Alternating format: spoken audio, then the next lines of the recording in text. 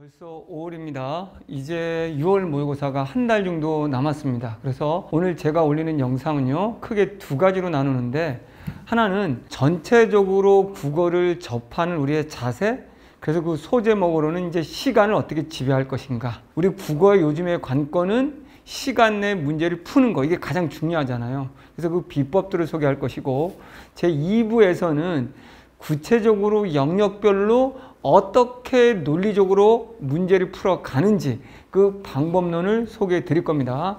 자, 첫 번째, 시간을 지배하라 라는 것의 제목을 가지고 우리가 시간을 지배할 수 있는 그 방법들을 제가 설명해 드리도록 하겠습니다. 지금 국어는 80분 동안 45문제를 풀어야 되는데, 이제 바뀐 걸로 본다면은 문학과 독서 영역이 한 문제씩 더 늘어났죠. 그리고 화법과 작문을 선택하는 친구는 11문제를 풀게 되는 거고, 여기서 이제 4문제 정도가 줄어든 거겠죠. 특히 독서 영역이 2문제가 더 느는 바람에 지문들이 더 길어지는 양상을 보여주고 있어요. 그리고 문학도 2문제를 더 늘려야 되기 때문에 고전시가 같은 경우도 4개의 작품이 나오고 비문학과 결합되면서 굉장히 길어지는 형태를 띠고 있어요.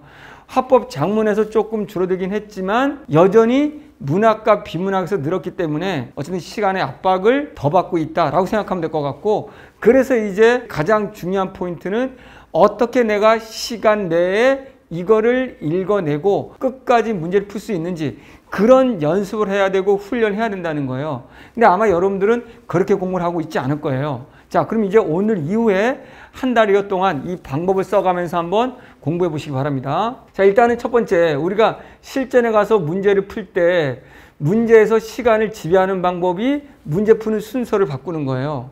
자, 제 수업을 들은 친구들은 제가 누누이 강조하는 건데, 현대시 고전시가라는 시간문학을 먼저 푼다. 이 말은 왜 그러냐면, 논리대로라면 현대시든 고전시가든 그 작품보다는 보기랑 선택지를 보면은 이 작품이 뭔지 알기 때문에 보기랑 선택지를 가지고 작품의 핵심 부분만 가서 풀면 시간도 줄어들고, 다른 친구들이 어떤 문제가 나올지 긴장하고 불안해하고, 이 작품을 해석하느라 묻지도 않은 시행을, 묻지도 않은 단어들을 푸느라 끙끙대고 있을 때 먼저 보기를 통해서 핵심이 뭐라는 걸 잡아낸다면 마음의 위안도 되고 빠르게 필요한 부분만 갈 수 있기 때문에 시간문학을 제일 먼저 풀라고 합니다. 그 다음에 산문도 마찬가지로 문학이기 때문에 줄거리라든가 보기를 보면 사건들의 핵심, 갈등의 원인, 인물의 종류를 다 볼 수 있기 때문에 산문, 지문으로 독해하러 가더라도 그 보기, 줄거리, 보기에 나온 선택지를 가지고 읽는다면 굉장히 빠르게 읽을 수 있거든요. 빠르게 쉽게 갈 수 있는 부분이 이거기 때문에 저는 여기를 먼저 풀라고 합니다. 여기서 편안한 마음으로 시간을 확보한 다음에 화법 작문이나 언어 매체 선택하는 거 하시고, 독해 3개의 지문 중에서 쉬운 독해 지문, 인문이 제일 쉬우면 인문, 쉬운 거 하고 어려운 독서로 가라는 거죠. 이게 시간을 지배하는 방법인 이유는, 시가 산문이라는 문학은 보기나 선택지를 통해서 기준을 잡으면 필요한 부분만 빠르게 갈 수 있기 때문에 독서할 수 있는 시간을 확보할 수 있다는 거예요. 그렇기 때문에 끝까지 읽어갈 수 있는 것이고, 또 어려운 걸 나중에 해야 되는 이유가, 어려운 걸 먼저 한다면 나머지 이런 문제를 풀 시간이 없기 때문에 우리는 점수가 확 내려가는 거죠. 그러면 여기까지 했다면, 그리고 한 문제를 못 풀었다면 한 문제를 통째로 날려도 1등급 또는 2등급 최상위는 되거든요. 그렇기 때문에 시간을 지배하는 방법 중에 하나가 문제 푸는 순서를 이렇게 바꿔 보는 겁니다. 저는 독서가 훨씬 쉬운데요, 그러면 독서부터 해도 상관은 없습니다. 근데 주의할 게 뭐냐면, 매년 오답률 1, 2, 3, 4, 5위 중에 대부분을 차지하는 게 독서 영역이거든요. 이거는 누구나 독서는 다 어려워한다는 거예요. 그렇기 때문에 본인이 독서가 자신이 있다라고 하더라도 문학을 먼저 푸는 습관을 좀 더 들여놓으면 시간을 지배하는 데 좋을 거라 봅니다. 영역별 문제 푸는 순서를 바꿔라. 이건 또 뭐냐면요, 문학 보기 문제를 제일 먼저 푸는 거예요. 보기 문제가 3번이든 4번이든 보기 문제를 제일 먼저 풀고, 보기 문제를 풀고 난 다음에 가라면 가 부분만 특정 단락을 물었으면 그 부분만 가고, 특정 문장을 물었으면 그 앞뒤 문장까지 가고, 그러니까 전체를 볼 필요가 없다는 거예요, 문학은. 그런 다음에 제일 나중에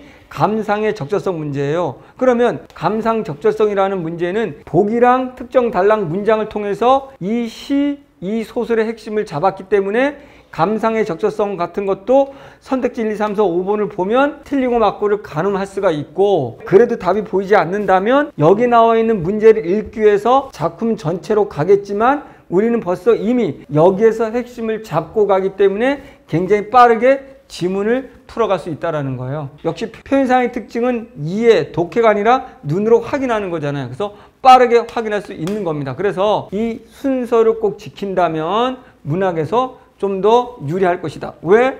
논리상으로 앞에 이 두 문제들이 힌트가 되고 부분만 봐도 되기 때문에 시간을 빠르게 절약할 수 있게 되는 것이죠. 자, 독서 영역 문제 푸는 방법은 지문이 중요한데 지문 독해를 쭉 해오면서 특정 단락, A 단락이 있으면 그 단락 독해 끝나면 바로 가서 문제 풀고요. 쭉 읽어가다 보니까 한 단락 안에 기억하고 물었는데 그 단락의 독해가 끝나면 바로 가서 기억에 대한 문제를 푸는 겁니다. 이렇게 됐을 때 지문 독해가 다 끝나고 나면 문제가 3분의 2가 풀려 있어야 되는 거예요. 그래야 시간을 줄일 수 있는 거거든요. 왜냐하면 특정 단락을 물었으면 답은 그 안에 있겠죠. 그러면 그 특정 단락이라는 독해가 머릿속에 생생히 남아있을 때 바로 가서 풀어야 정확성도 높아지고 시간도 줄이겠죠. 근데 A를 그냥 지나갔어, 특정 단락을. 그런데 문제 풀려고 봤더니 완벽하게 기억나는 게 아니죠. 그럼 가서 또 읽고 있겠죠? 그럼 시간이 길어지는 거예요. 그런 문제점을 위해서 독서는 지문을 독해함과 동시에 문제 푸는 연습을 해야 되는 겁니다. 자, 화법 작문 같은 경우도 마찬가지예요. 더 빨리 푸는 방법이 독서 좀 전에 푸는 순서와 동일하게 해야 된다는 거 여기죠.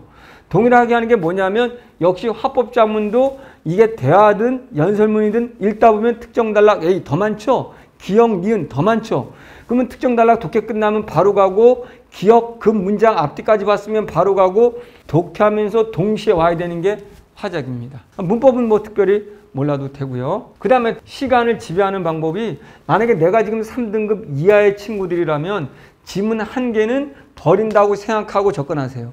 모든 지문을 다 읽으려고 하면 무슨 문제가 생기냐면 시간에 오히려 지배를 당해서 대충 읽게 되는 거예요. 그러면 푼 문제조차도 틀리게 되는 거거든요. 그러면 3등급 이하라는 말의 뜻은 지금 아마 지문을 끝까지 못 읽을 거예요. 그러면 우리의 전략은 지금 지문 하나를 버린다면 긴 지문이 15분짜리라고 칩시다. 그렇다면 15분을 번 거잖아요. 그럼 이 15분을 가지고 내가 자신 있는 부분에 좀 더 꼼꼼히 읽는다면 한 지문은 날렸지만 역시 1등급으로 갈 수 있다는 거죠. 그러니까 오히려 시간을 지배하는 방법이 여러분들 과감히 하나 정도 버린다고 생각하는 것. 근데 이렇게 말을 해도 3등급 이하의 친구들인데도 불구하고 버리지 못합니다. 잘 생각해 보세요. 내가 3등급 이하인데 2등급 맞는 방법 버리고 꼼꼼히 풀어서 맞춰서 그 점수를 확보하면 되잖아요. 근데 끝까지 읽으려다가 3등급도 아닌 4등급, 5등급이 될 수 있다는 거예요. 우왕좌왕 하다 보니까 빨리 풀어야 된다는 마음속이기 때문에 글이 눈에 안 들어와요. 이거는 N생들은 다 알 거예요. 그냥 검은 건 글씨, 하얀 건 종이가 돼버리는 거예요. 그렇기 때문에 과감히 한 지문 정도는 버린다. 근데 버린다고 해서 우리가 완전히 안 푸는 게 아니잖아요. 버린다고 생각하지만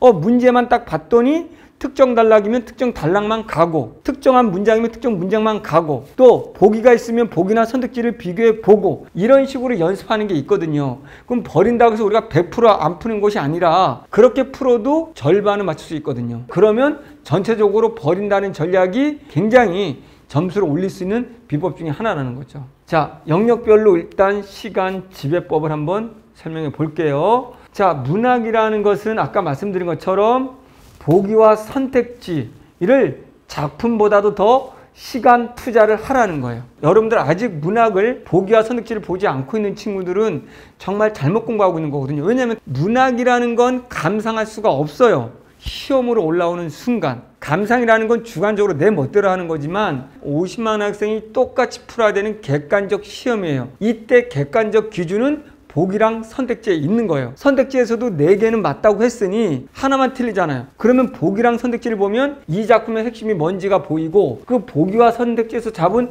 핵심 기준을 가지고 다른 문제도 풀 수 있어야 되는 거예요. 왜? 이 핵심 기준 하에서 문제를 내야 되니까. 그 범위를 벗어난 문제를 낼 수가 없기 때문이죠. 그렇다면 문학 같은 경우는 보기와 선택지를 작품보다 더 시간을 들이고 공을 들이면 지문 갔을 때 이미 이 작품이 뭔지 알고 필요한 부분만 가기 때문에 시간이 팍팍 주는 거예요. 그렇지 않고 그냥 작품을 주관적으로 해석하려 보면 이게 무슨 말일까 고민이 되고 시간은 가고 문제 갔더니 또 모르겠고 내가 해석한 내용은 없고 우왕좌왕하면서 문학이 35분 40분이 되는 거예요. 문학은 여러분들 논리적으로 풀면 20분 안에 다 끝낼 수가 있거든요. 독서는 반대입니다. 지문 읽기에 80%의 시간을 배정하고 문제와 선택지는 20% 정도 배정하세요. 잘 보세요. 문학이라는 속성은 어떤 특정 단어들이 내용을 함축, 숨기고 있어요. 몰라요. 그 내용을. 새가 상징하는 바가 뭔지, 새가 자유되고 물질도 되고 뭐 다 될 수가 있어요. 근데 비문학은 반대로 지문이 다 설명해 주고 있단 말이죠. 그러면 지문을 토대로 보기든 문제를 만든 거예요. 우리가 비문학에서 문제를 틀리는 거는 지문을 제대로 논리적으로 핵심을 찾아서 읽지 못했기 때문이에요. 그러니까 지문은 대충 읽고 빨리 문제를 풀려고 해요. 그러니까 문제로 왔더니 못 풀게 되는 거죠. 지문은 천천히 서론에서 기준을 잡고 서론에서 앞으로 이런 내용이 나오겠구나. 그러면 예측을 하면서 그러면 서론에서 말한 기준에 맞는 문장들을 선별해 가면서 읽어가지만 강약 이건 서론에서 나온다고 했으니 서론에서 범위가 이거였으니 이 문장이 핵심이네. 그러면 이건 필요 없는 문장 이거네 라는 거로 선별하면서 예측하면서 읽어야 굉장히 빨라지고 선별 예측한 것이 선택지에 다 올라옵니다. 선택지는 아무거나 올라오는 것이 아니거든요. 서론이라는 매 단락의 첫 문장이라는 기준에 맞는 해당하는 핵심 단어나 문장들을 가지고 선택지를 만드는 거예요. 그렇기 때문에 독서는 지문에 공을 들이는 게 굉장히 중요합니다. 읽기에. 자, 이제는 영역별 시간 분배법. 지금까지 제가 20년 동안 강의하면서 요게 더 좋을 것 같다라고 이야기를 하는 거예요. 그래서 자, 문학 같은 경우는 20분에서 25분, 독서는 35분에서 40분 정도. 이게 만약에 20분이면 여기가 40분이 되는 거죠. 여기가 25분이면 35분이 되는 거죠. 그럼 엄매는 10분에서 15분 정도죠. 그래서 제가 제일 베스트로 보는 건 20분, 40분, 10분이에요. 그럼 이게 80분이 되는 거잖아요. 그래서 문학을 20분 안에 끝낼 수만 있다면 독서에 대한 충분한 시간을 확보해서 요거는 쉽게 10문제로 줄었으니까 11문제로 줄었으니까 이게 가능해지거든요. 그렇기 때문에 저는 문학을 얼마나 빠르게 풀 수 있느냐가 수능에서 관건이라고 좀 보여지거든요. 그래서 보기랑 선택지를 봄으로써 문학을 20분 안에 끝낼 수 있는 연습 한번 해보시고 이런 시간 배분을 연습을 한번 해보시기 바랍니다. 그래서 6월 모의고사 보기 전에 실전 시간을 재고 실제로 한 두세 번 정도는 이런 시간 배분이나 제가 오늘 말씀드린 문제 푸는 순서들을 연습해 보기 바랍니다. 저희 현장 강의에서는 약 2번 정도 실전 연습을 할 건데요. 이런 식으로 여러분들 시간 배분 활용해 보십시오. 자, 마지막으로 이제 우리가 아까 비슷한 건데 내가 3등급 이하라면 한 지문을 버린다는 자세로 접근하면 되고, 근데 문제를 풀어가는데 내가 너무 어려워. 문학 먼저 풀라고 해서 문학을 봤더니 어려워. 그럼 빨리 넘어가세요. 자, 잘 풀어왔는데 비문학 지문 자신 있는 지문인데 먼저 풀었는데 어려워. 그럼 넘어가세요. 왜냐하면 나한테만 어려운 지문이 아니다 라고 생각하고 넘어가세요. 이 지문이 어렵다는 건 나머지는 쉽다 라는 생각으로 넘어가면 돼요. 그러면 이 지문을 버리고 쉬운 거를 맞춰야 등급이 올라가잖아요. 반대로 여러분 넘어갈 때 야, 친구들은 이거 끝까지 풀려고 붙들고 있을 거야. 나머지 뒤에 더 쉬운 게 있는지도 모르고 라는 생각으로 넘어가세요. 넘어가는 게 이익이라고 생각하고 넘어가면 충분히 점수 확보할 수 있고 시간에 쫓겨서 못 푸는 일은 없을 거라는 거죠. 그러니까 지금까지 뭘 했냐면 시간을 지배하는 방법, 결국은 우리가 논리적으로 어떻게 어떤 순서로 어떻게 풀어야 시간 내에 풀 수 있고 그리고 시간을 잘 활용해서 풀 수 있고 점수를 높게 받을 수 있는지 그 비법들을 제가 소개해 드린 겁니다. 실제 여러분들이 연습을 하지 않으면 아무 효과가 없어요. 그러니까 이것이 자기 것이 되도록 한번 연습을 꼭 한번 해 보시기 바랍니다. 다음 시간에 2탄 설명해 드릴게요.